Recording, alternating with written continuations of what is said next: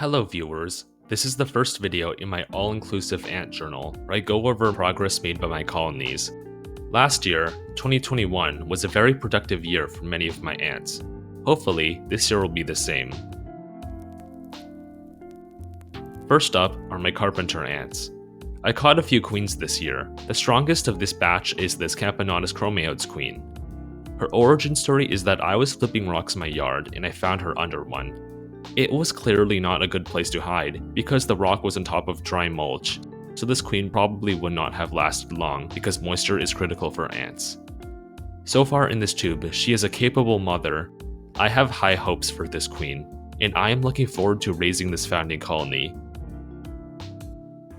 Finally is this queen. After a few days, she curled up and died.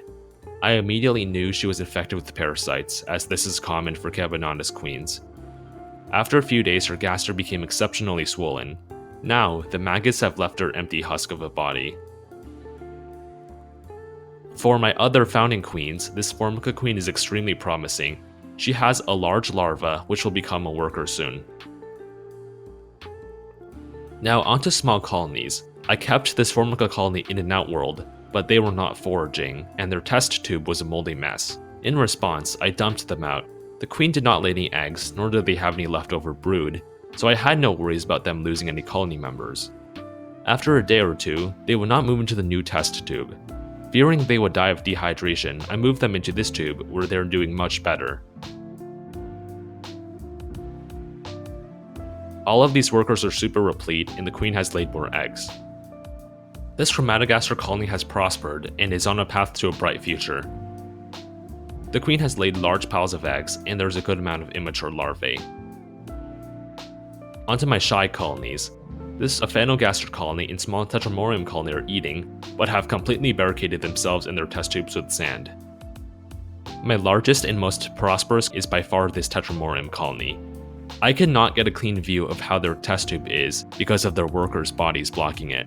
Sometimes there's pupae stuck to the top of the tube, which further restricts the sight. If I look closely, there's a large pile of larvae and pupae. Periodically, the queen lays a large batch of eggs. An interesting and convenient fact is that I no longer have to cut open feeder insects for this colony. For my small colonies, I have to cut them up because they aren't that strong, but this colony has enough power to chew through the exoskeletons of mealworms. I hope you enjoyed this video. In the future, I will make some feeding videos and continue this series. Like, subscribe, and ring the bell icon.